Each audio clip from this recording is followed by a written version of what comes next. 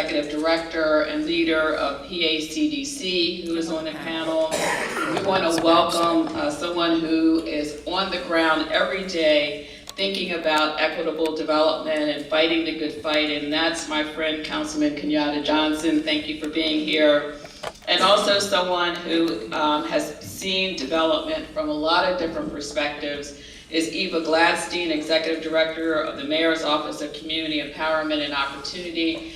And all of their bios are included in your packet, and I would really encourage you to take a look at the wealth of experiences that they bring to this conversation. But I'm just going to start things off because we just heard Angela, and we were just inspired by Angela, sort of bringing us a sense of what are the three key areas that really ultimately make equitable growth really work. The idea that we're intersecting place and people, and we're not just thinking about place. And I think in Philadelphia, we've been trying to do some of this. So I want to start out with the panel while Angela is getting a chance to catch her breath just a little bit, to talk about what do you think that we're doing in Philadelphia right now that you could point to specifically that says we sort of understand what equitable development is, and here are some examples of things that we've done to make that work. And so I'm going to start with our fearless leader, Rick Sauer. Thank you, Charmaine. It's a pleasure to be on the panel with all these other distinguished guests we have up here. Really excited to hear Angela's message. I think it resonates a lot with the work that we've been doing here in Philadelphia to try to advance inclusiveness and equity. You're right, the connection between place and people and opportunity and development is really critical. And I think there is some good work going on the ground already that we can build on to do an even more effective job. So we've been able to put some resources in place, things like the Housing Trust Fund, so that we can build a range of housing opportunities in neighborhoods throughout the city so people do have choice where they live and people at different income levels can choose those communities. And it's not, though, just about creating new homes. We have a significant asset here already in Philadelphia, and that we have a large row house inventory that is relatively affordable, but for the most part in very poor condition. And so there have definitely been some efforts to how do we boost efforts to preserve that stock and sort of, as Angela would say earlier, bake in that affordability before a neighborhood really takes off and property values increase, so that the long-term residents can remain in those communities and benefit from improved quality of life. So that's one example. There's many there's great new projects going on that are transit-oriented development. I'm thinking of like APM's Paseo Verde development, where they mixed income rental housing development with a federally qualified health center, a pharmacy right next to a regional rail stop that provides access to other opportunities throughout the region. So I think there are examples of good work going on here in Philadelphia, but I think what we really need to do is think about this in a more holistic way, and as you say, make the connection to the development and the other decisions going on in the city so that we can really advance this agenda in a more holistic way. Eva? Good morning, everybody. I'm happy to be here and with all of my colleagues and coworkers over the years. I think that one of the things that we're beginning to do very well is to think about place and to organize ourselves around place. I think the Obama administration has helped us by creating new opportunities, and so there are many people in the room who are already working in sections of North Philadelphia, east and west of Broad Street, where we have choice grants going on and Department of Justice grants and opportunities to collaborate and convene, and in West Philadelphia in the Promise Zone. I think we're learning as we do that, and it's tough, because I think for years we have worked in silos where development was on one side and working with folks with a whole other set of characters.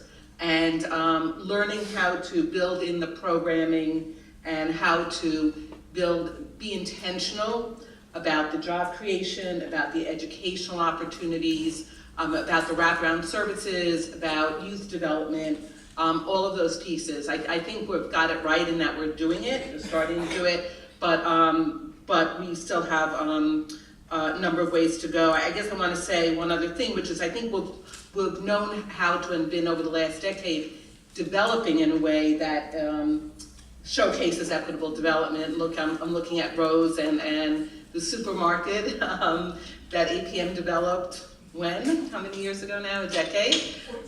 14 years ago, okay. And we've been doing that kind of development, but I think that we haven't, we've just begun to figure out how to also wrap in the employment opportunities, the youth opportunities, the job training, the schools. Thank you, Eva. Councilman Johnson, you get a chance to not only look at your own district, but to be a part of conversations for the whole city. What are you seeing that is working for equitable development? Well, first and foremost, I want to welcome Ms. Blackwell to the city of Philadelphia. And when I was sitting there listening to your presentation, I wasn't thinking about having been to Ferguson. Being from St. Louis, I wanted to know if you knew Nelly. So I'm concerned about him more than anything else. But I do appreciate your presentation. Also, to have the opportunity to be on this panel with Eva Gladstein and also Rick, who are always in the trenches advocating for those who need a voice. You know, my perspective on equitable development as relates to the city of Philadelphia and also my own district really focuses on making sure that we carve out a niche to support those individuals who are long-term residents here in the city of Philadelphia. Point Breeze, which is a part of my district, ground zero for gentrification. And so what I've been doing, working with the administration and working with my staff, is making sure that we use publicly owned property and land as a way to incentivize developers to develop affordable housing. Because we don't have the significant amount of funding that the Fed used to provide through block grants on the federal level to subsidize developers to provide a level of affordable housing, we begin focusing on putting out RFPs to make sure that anyone that wants to develop, particularly in the Point Breeze part of my district, they have the opportunity to use that land as a way for them to develop affordable housing, so we can make sure that we continue to have diverse neighborhoods while the neighborhood has been changing. On a macro level, in terms of the city as a whole, I think first and foremost the mayor has done a good job by establishing his commission on poverty, doing the research and making sure that the data that came out of that research, there's a targeted plan to begin focusing on making sure that we eliminate the income inequality that's here in the city of Philadelphia. And so I do believe that we're on a path of making sure that those who need the most support in our city is supported. But one thing that I paid attention to listening to Ms. Blackwell's presentation is that separate from the development side, taking a holistic approach, we have to focus on the issue of education, making sure that there's equity in the type of education our students receive, rather than the second councilman district in the city of Philadelphia as a whole. We have to figure out, yes, how do we talk about the tough issue of raising the minimum wage? Because at the end of the day, I can advocate for affordable houses in Point Breeze, but I always get blowback because the person says, well, Councilman, I still can't afford to move into a home that's $125,000. So I get it on both sides, from the people I'm advocating for, but also for those who don't think the government should be involved in the development process at all. We should have all market rate housing. Thank you very much, Councilman. And you sort of helped lead into the second question I had, which is, what are some of the barriers that we're seeing to sort of get to that wonderful place that by 2050, where we're all sort of living and working together as we see a country that has a majority of people of color in it? What are some of the things that we can do in Philadelphia, or things that are missing in our plan that we really ultimately need to focus in on? Rick, would you like to start with that one? It's a big question. I mean, obviously, as Angela pointed out, one key component of equity is how do you increase the incomes of low-income residents that live here already. If you want to create a mixed-income community, one way to do it is to bring in new residents from the outside. Another way is to help raise up the incomes of the folks already living there. And that's it. The huge challenge. I mean, obviously we just are coming out of a recession, so it's been broader than just the very low-income folks, but they've been the hardest hit. So as Philadelphia grows, how do we really create family-sustaining jobs to move people out of poverty? And there's things that we can do on the workforce development side, but I think there's also an important role that larger employers and institutions and other businesses here in the city need to step up at the table on to create some real opportunities for these folks. And then we need to make sure they do have the skills and the education to fill those jobs. But if we can't take on that challenge and crack that nut, as Eva could articulate, we have a very high poverty level here in the city of Philadelphia, and a very high concentration of poor people in a number of communities. So if we can't start addressing the income side of this as well, we can do all our best intentions around housing and other issues, but it's still going to be a major challenge remaining. Angela? I just wanted to share that I was in New Orleans yesterday for the launch of their My Brother's Keeper Communities Challenge. I don't know if you know, and I'm sure that Philadelphia is. Have you already had your launch? Yes. Mm-hmm. One of the things that they're doing in New Orleans, where 52% of all black men ages 16 to 64 are out of work, 52%. They are consciously tying employment to those men in terms of jobs that are coming on. This summer, PolicyLink was there and helped put on a 3-day design workshop where we worked with the anchor institutions, the hospitals, the energy companies, the infrastructure that's going on, because they're still 10 years after Katrina, they're still rebuilding levees and all of that. They estimate that they have 30,000 jobs coming on over the next 10 years. And so they spent 3 days consciously thinking about how to connect these 52% unemployed black men to those jobs. And they went through how to set up one-stop places, how to be able to deal with education issues, how to make sure that people know about the jobs, how to make sure people are job ready, how to support people once they get on the jobs. And that was in August. Then back for the launch, still talking about that I actually am hopeful that they're going to make a serious dent, because they've gotten the entire community understanding how essential this is for the well-being of New Orleans.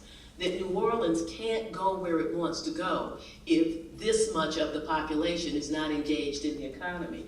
And they are looking to have very clear strategies with very clear measurements. The first thing they focused on was reducing violence. And they have reduced it by figuring out where it is, focusing on it, measuring it, demanding it. And I think they're going to make progress here as well.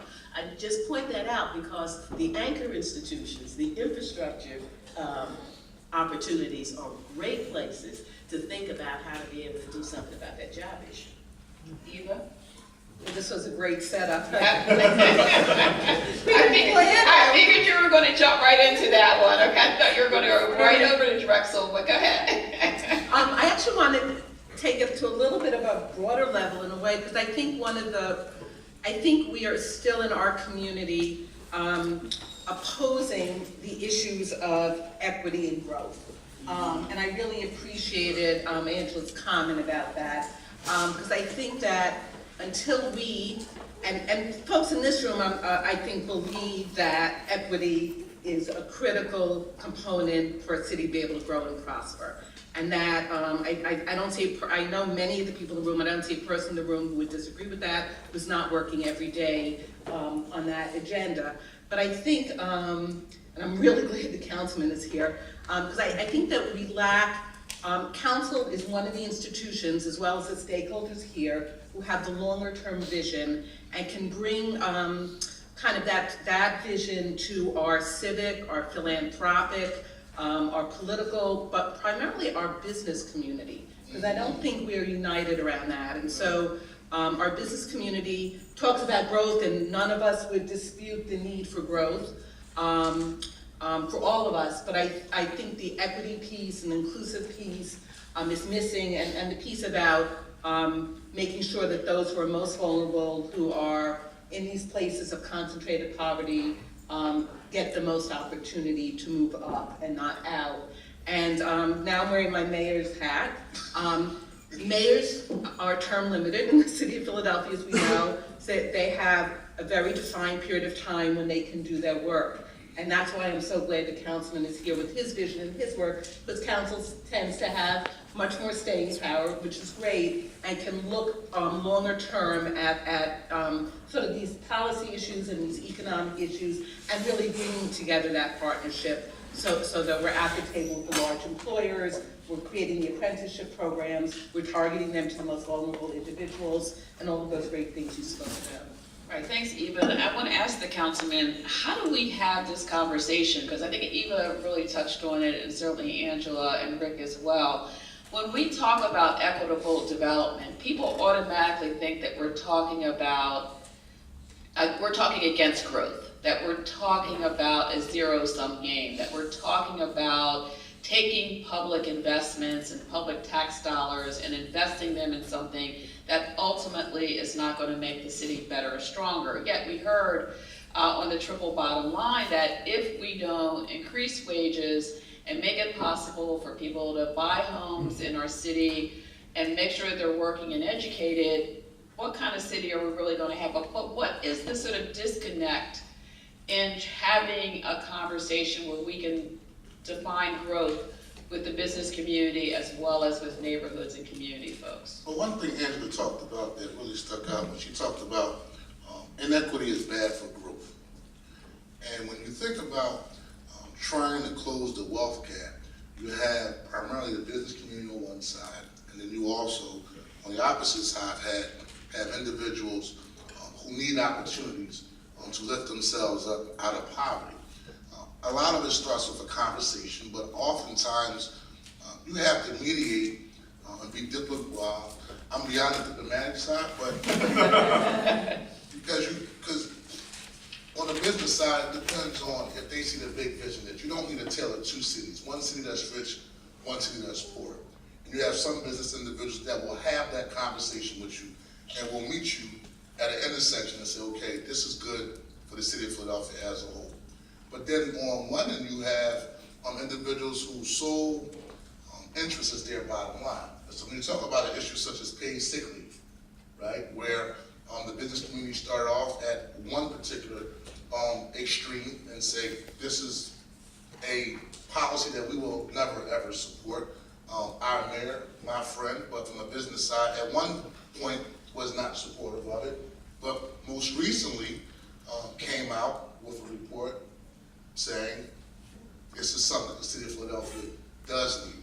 I think there has to be a healthy balance that while we are working on policies to lift individuals out of poverty, we're also still being sensitive to the business community as well. And I think that starts with a very real conversation that when you lift people up out of poverty, it's good for our local economy as a whole. The more people I get hired throughout the second councilman district, the more revenue we have in our general fund to provide city services. And that's a tough conversation to have, because oftentimes when you have these conversations, then you talk about classism, you talk about issues of race. And depending on where you stand, you may not be passionate about helping out that single parent mom or that young man who just came out of prison looking for a job. You may think that's not part of your civic duty, but I think it starts with leadership and having that conversation to bring people along. One small example is we work with Rhina Cutler, probably one of the best government civil service I've ever worked with regarding airport workers, concession stand workers, where she started off at one extreme, and now we got to a deal where there's some workers who work for the concession stands out at the Philadelphia International Airport that will be able to organize for better wages, organize to make sure that they work in an environment that's conducive for them coming to work. And so it starts with a conversation and leadership. So, Angela, you get a chance to sort of see how these conversations occur around the country. Number one, a lot of times it begins with the business community on one side and communities and neighborhoods on others, their elected representatives on others. What have you seen that have been some of the really great ways or important ways that people ultimately get people to see that this is about growth for the entire community, and this is not an anti-business community conversation. In general, I feel that we're moving in the right direction. It's not just the IMF, and exactly what they said is looking at 100 countries, for every 10% decrease in inequality, there was a 50% increase in the length of growth. And Manuel Pastor and Chris Venner did something similar for 100 regions around the United States and found the same thing. 10% decrease in inequality, expanded growth.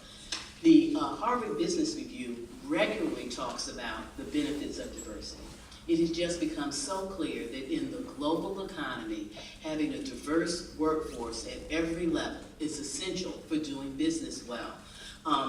There are so many things in terms of teams, diverse opinions, but also having people who are in leadership positions and working in companies who are connected across the globe through kinship, through culture, through all kinds, through language. So the business community, the enlightened business community, is very much seeing diversity.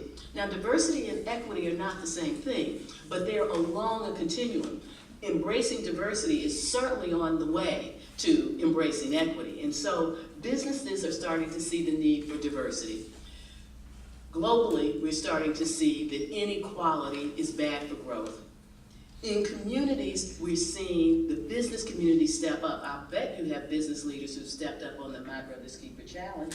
They certainly, I'm seeing it happening in communities across the country. And to have businesses stepping up around Black and Latino men and trying to make sure that they're employed as part of their civic duty, but part of being able to have a local workforce that they can pull on, that's starting to happen. There's some examples where I'd say San Francisco is an example, but San Francisco is not a great example. I'll tell you why. San Francisco is a wonderful example of the business community stepping up, trying to do something about this. It's a terrible example for this reason. It used to be that San Francisco was 14% Black. Now it's less than 4%. And they have the smallest number of children of any major city, because they're losing not just Black, but Latino and Asian, the younger populations, the ones most likely to have families can't stay there. The business community is starting to worry in San Francisco, what does it do to a city when you don't have children coming forward? So there are a lot of things causing businesses to think differently about this issue. And you can find examples of businesses stepping up in cities all across the country, but it's not yet gotten to the point where we're at a tipping point. We're still pushing that ball uphill. We haven't gotten to that point yet, but I see it moving more in this direction than I've seen in the past. Thank you, Angela. And let me follow up on that, Rick, with who else do we need to have at the table around this conversation? Certainly we have the CDCs. We're trying to figure out how to reach out to the business community. But who don't we have at the table that we need to try to be a part of this conversation to drive equitable change? Yeah, and I think that is a really important question, because while there's a number of folks that in the room that may be committed to this, we really do need to create a bigger tent and bring more folks to the table to have this conversation and to implement an effective strategy. So whether it's the for-profit developers, whether it's the business community, whether it's additional elected officials, I think they're all key beyond the other range of stakeholders that you might that might already be engaged in the conversation to a certain extent. But unless we can bring all those other key players along, it's going to be that much more challenging to advance the agenda we know we need to put forward. Eva? I just wanted to add the philanthropic community to the list. And we do have an enlightened philanthropic community, and we appreciate them each day, but I think that they have a lot of power beyond grant making as a powerful civic voice, and we see that in some cases and not in others, and I would really want to encourage them to be part of that civic dialogue. Councilman? Well, first and foremost, I think to push this agenda forward, obviously the business community, I think as an elected official, our state representatives, our congressional representatives, they all need to be at the table as well in terms of bringing home federal dollars like we used to have in the past. You know, bringing on federal dollars and state dollars that we had in the past. I'm a strong advocate of the Pennsylvania Tax Credit Program, PFHA,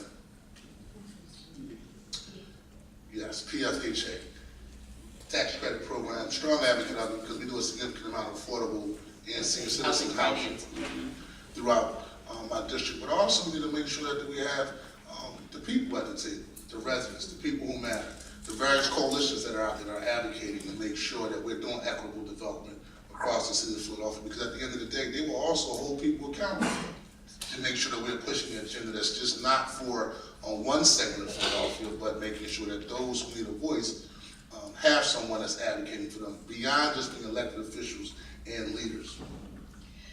Well, we were starting to talk about money, and money is always a tough conversation to have because we're talking about the need for public support. And we've seen recent elections where people have been winning elections on a message of no new taxes, no increased public investment, we need to cut taxes. How do you sort of create a space for a conversation around public investment at a time when we've been able to convince a lot of taxpayers that public investment either doesn't work or is not necessary or we can't afford it? Rick? Well, that is a critical issue, obviously, and if you ask most of the folks in the room what the #1 challenge is to moving this agenda forward, it would be resources, right? So, PACDC is certainly going to be pushing for additional public sector resources, whether it's a push to double the funding for the Housing Trust Fund, or to figure out a way how we can leverage more resources for the private sector. But I think part of it is we need to be able to demonstrate the impact of the work that's happened to date, why it's a good investment, why it's a good return. It's not charity. It really does have a positive impact on our communities and benefits the city and the region overall. And so that's really a key component. We've worked in the past to try to do that through our collective strength report and other means. But I think that's as much as what the policies are, having the messaging and sort of the marketing promotion of this in a thoughtful way is really essential. Angela? Well, I think that one of the things that's going to be important is to really bring data to this conversation. And I think the data can help to build the support that you need. The big part of this conversation about not paying taxes and not needing government support, not wanting to invest in government, is people really don't know what government is. You know, people just don't know what government is. They have forgotten, you know, which is why you say, you know, I hate government and keep your hands off my Medicare. You know, people don't know what government is. The other thing that people say just so glibly is government never created any jobs. Well, I grew up in a black middle class, and almost everybody who was in the black middle class worked for government. Most of them were teachers. The ones that weren't teachers worked for the post office. I mean, it seemed to me the government created a lot of jobs. As a matter of fact, government jobs created the black middle class, I would say, in many ways.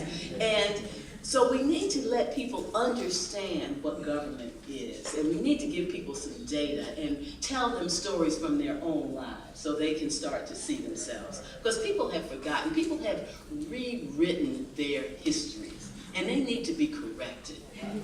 The next thing that we need to do is we need to really face that we are not a poor nation, and we need to stop acting like one. We are not a poor nation. We need to stop acting like one. It doesn't mean that we don't have poor regions within the nation, but we are not a poor nation. We're making more money than anybody else in the world, and we need to allow those resources to help to build a strong America. I must say that I think part of what's going on, we like to talk about no government. I actually think this comes back to our race problem in America. The shifting demographics that I've been talking about, there's a generational divide. While 46.5% of all those under 18 are of color, 80% of all those over 65 are white. And you will find that data in the National Equity Atlas for your region as well. Sadly, what that means is people who are older, who are more likely to vote, don't see